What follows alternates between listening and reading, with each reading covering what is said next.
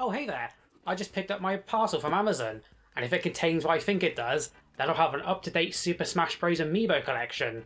These things are not very easy to get hold of nowadays because Nintendo released these in limited quantities, which makes them a prime target for scalpers.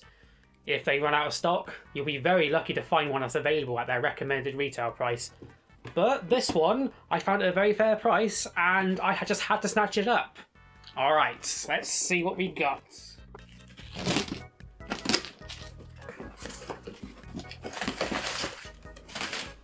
Yeah, here we go. Number 92 of the Super Smash Bros. Collection, Pyromithra from Xenoblade Chronicles 2, which I don't own. Yet anyway. You gotta love the design of these figures. They're so tiny, but the amount of effort that went into every detail is astounding. Even right down to the...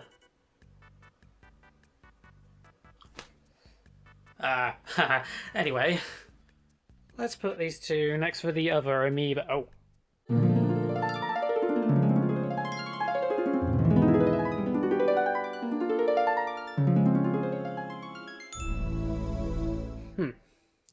Definitely got my work cut out in terms of finding space this time.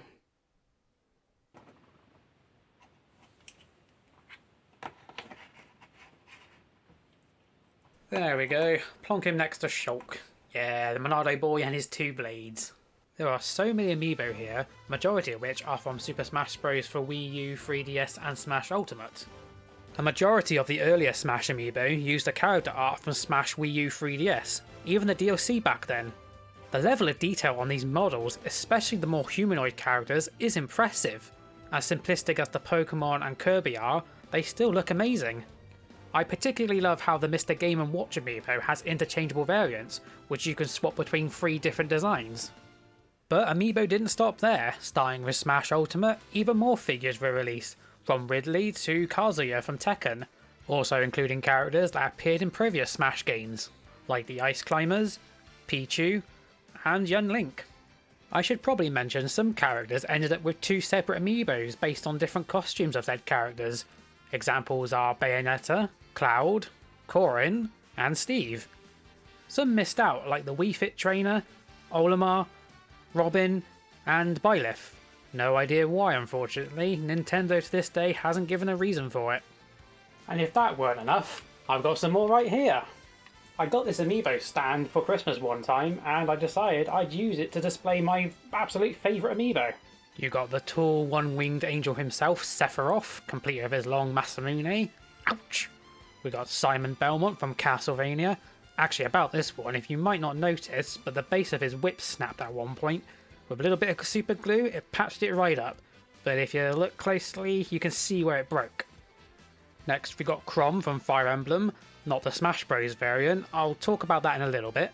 Here's Wolf, who happens to be one of my main fighters in Smash Bros. Here's my absolute favourite, Banjo and Kazooie, complete with Banjo standing on a Jiggy.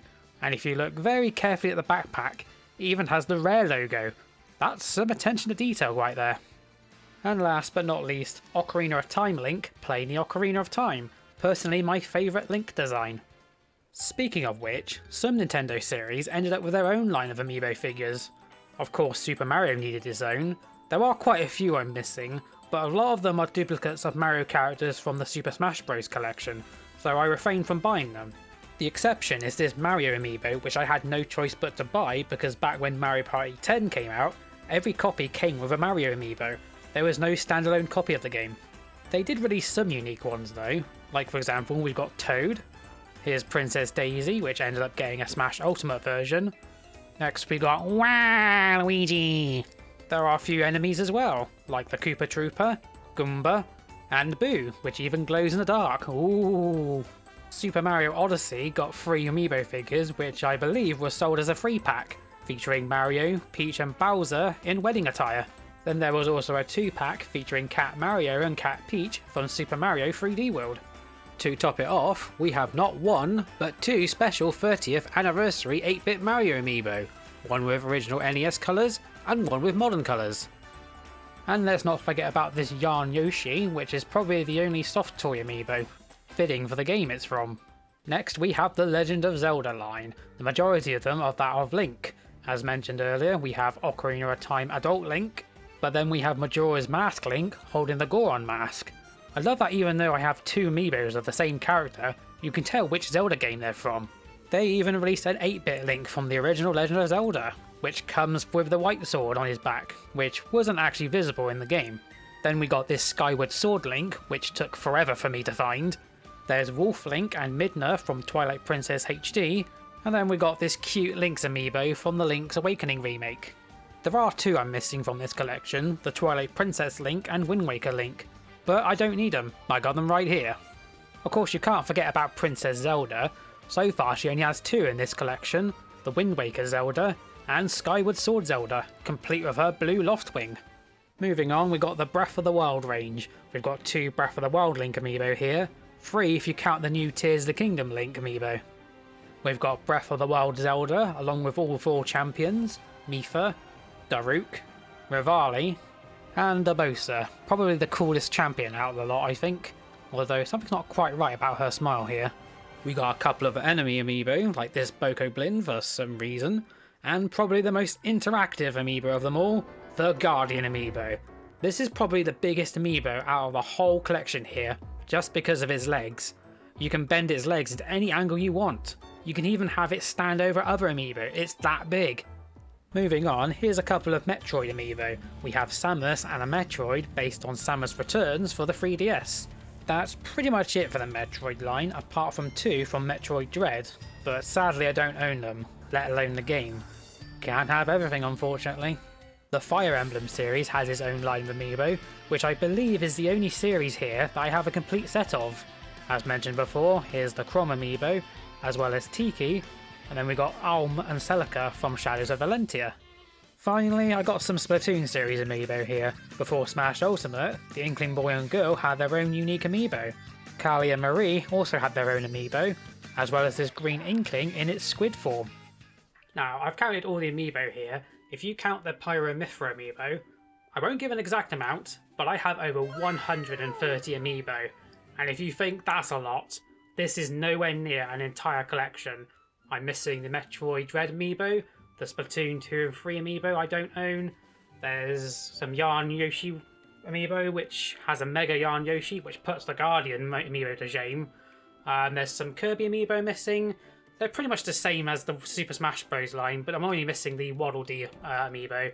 I don't have any of the Animal Crossing amiibo, unless you count Isabelle, and I have none of the Monster Hunter or Shovel Knight amiibo, as well as some miscellaneous ones.